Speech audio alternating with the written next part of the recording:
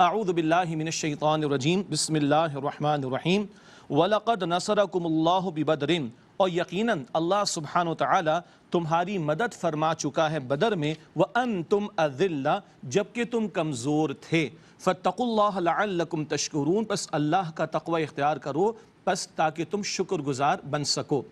تفصیل پہلے عرض کی جا چکی ہے۔ شوال 3 ہجری میں احد کا میدان سجا، بدر میں جو کہ 2 ہجری میں پیش آیا، مسلمانوں کو اللہ نے فتح عطا فرمائی تھی، جس کی وجہ سے کفار اور مشرکین بہت غضب میں تھے، غصے میں تھے، اور انہوں نے ایک بھرپور تیاری کی۔ نبی مکرم صلی اللہ علیہ وسلم نے صحابہ کرام سے مشاورت کی اور اس کے بعد مدینہ شریف کے دفاع کا منصوبہ بنایا گیا، اور اللہ کے رسول علیہ السلام 1000 افراد کو لے کر چلے۔ راستے میں سے منافقین کا سردار عبداللہ بن ابی وہ 300 لوگوں کو لے کر علیحدہ ہو گیا تھا۔ ایک خاص معاملہ آگے ذکر میں آئے گا۔ ایک درے پر اللہ کے پیارے نبی علیہ السلام نے 50 صحابہ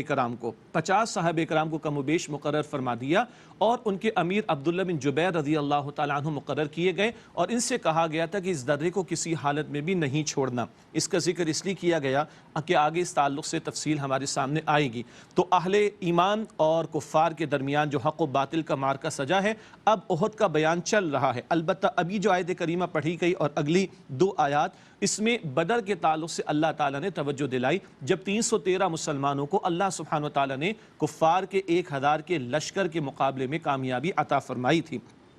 اسی وقت کا موقع بدر کے تعلق سے آگے بیان،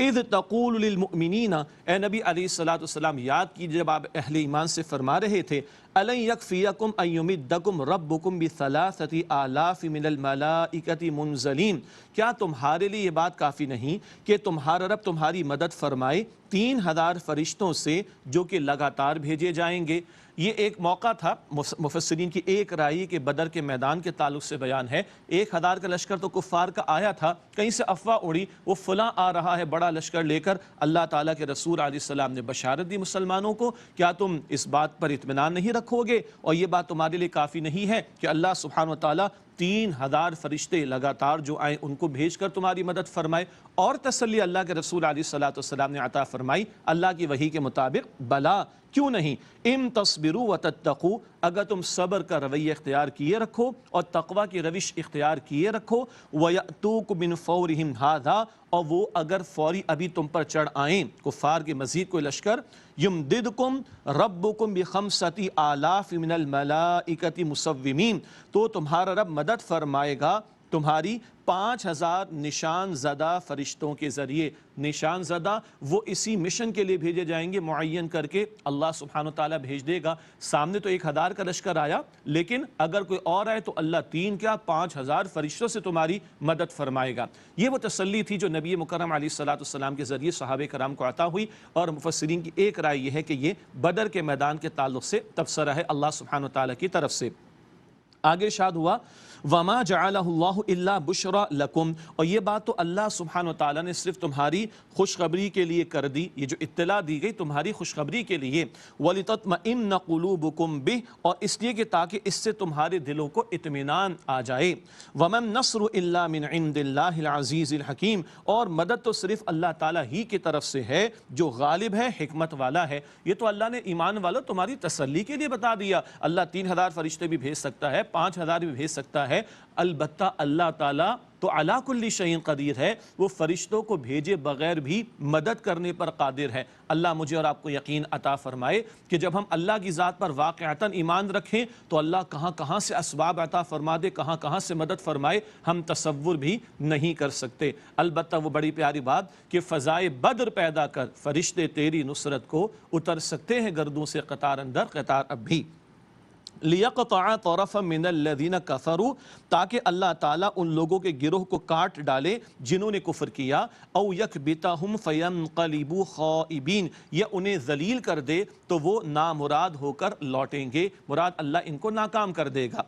اب میدان احد کے تعلق سے مختلف مواقع پر جو کچھ پیش آیا اس کے تناظر میں کافی طویل کلام آ رہا ہے، جیسے کہ پہلے عرض کیا گیا کہ 6 رکوع ہیں سورہ آل عمران میں، رکوع نمبر 13 سے لے کر رکوع نمبر 18 تک، جن میں مسلسل غزوہ احد کے حوالے سے اکثر تبصرہ عطا ہوا۔ میدان احد کا ایک وہ موقع آپ اور ہم جانتے ہیں جب بعض صحابہ کرام شہید بھی ہوئے، 70 کے قریب صحابہ کرام میدان احد میں شہید ہوئے، ان میں مصعب بن عمیر رضی اللہ تعالی عنہ بھی تھے، اور ان کا بھی ذکر آگے کریں گے انشاءاللہ۔ ایک موقع ایسا آیا، اللہ اکبر، کہ نبی مکرم صلی اللہ علیہ وآلہ وسلم کے دندان مبارک بھی شہید ہوئے اور آپ کے جسم اطہر سے خون بھی بہہ گیا، اور یہ وہ کیفیت تھی کہ جب اللہ کے پیارے نبی علیہ السلام کی زبان مبارک پر یہ بات بھی آ گئی، کیا حال ہوگا اس قوم کا کہ جس نے اپنے نبی علیہ السلام کے چہرے کو خون سے بھر دیا، کیسے اللہ تعالی ہدایت دے گا۔ اللہ رب العالمین کی طرف سے ایک تبصرہ عطا ہو رہا ہے، لیس لک من الامر شیء، اے نبی صلی اللہ علیہ وسلم اس معاملے میں آپ کا کوئی دخل نہیں، او یتوب علیہم، اگر اللہ سبحانہ و تعالیٰ چاہے تو ان کو توبہ قبول فرما لے ان کی، فرمایا او یعذبہم، یا اللہ انہیں عذاب دے، فإنہم ظالمون، کیونکہ وہ ظالم ہیں۔ نوٹ کیجئے گا، وہ درے پر 50 صحابہ کرام مقرر کیے گئے تھے اور ان کے مقامی امیر تھے، ان کے اوپر ذمہ دار بنائے گئے تھے عبداللہ بن جبیر رضی اللہ عنہ۔ اللہ کے پیارے نبی علیہ السلام نے فرمایا تھا کہ اس جگہ کو بالکل نہ چھوڑنا، چاہے تم دیکھو کہ تمہارے ساتھیوں کی لاشوں سے پرندے گوشت نوچ کر کھا رہے ہوں، تب بھی یہ درہ نہ چھوڑنا۔ ابتداً مسلمانوں کو فتح کی کیفیت میسر آ گئی اور وہ کافروں کو قتل کر رہے تھے، لیکن پھر کیا ہوا، درے پر موجود بعض صحابہ کرام اس ارادے سے کہ اب تو فتح مل گئی، انہوں نے درہ چھوڑ دیا، اور اس وقت خالد بن ولید وہ کفار کی طرف تھے، انہوں نے دیکھ لیا کہ یہ درہ خالی ہو گیا، وہ کفار کو پیچھے سے لے کر احد کا ایک چکر کاٹ کر آئے اور درے پر سے آ کر بعض صحابوں کو شہید کیا، اور پھر بھگدڑ مچی اور مسلمان شہید ہوئے ہیں۔ یہ وہ معاملہ ہے کہ جس میں خالد بن ولید ابھی تو کفار کی طرف ہیں، مگر آپ اور میں جانتے ہیں نا، جی یاد آ گیا آپ کو،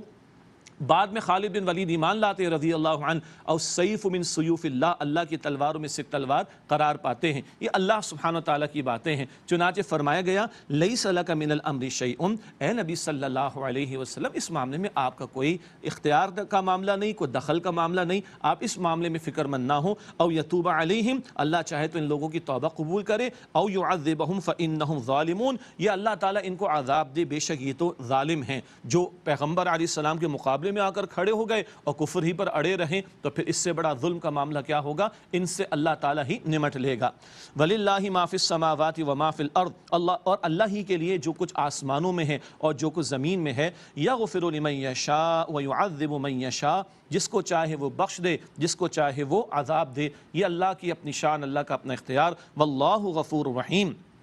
اور اللہ تعالیٰ بہت بخشنے والا، نہایت رحم فرمانے والا ہے۔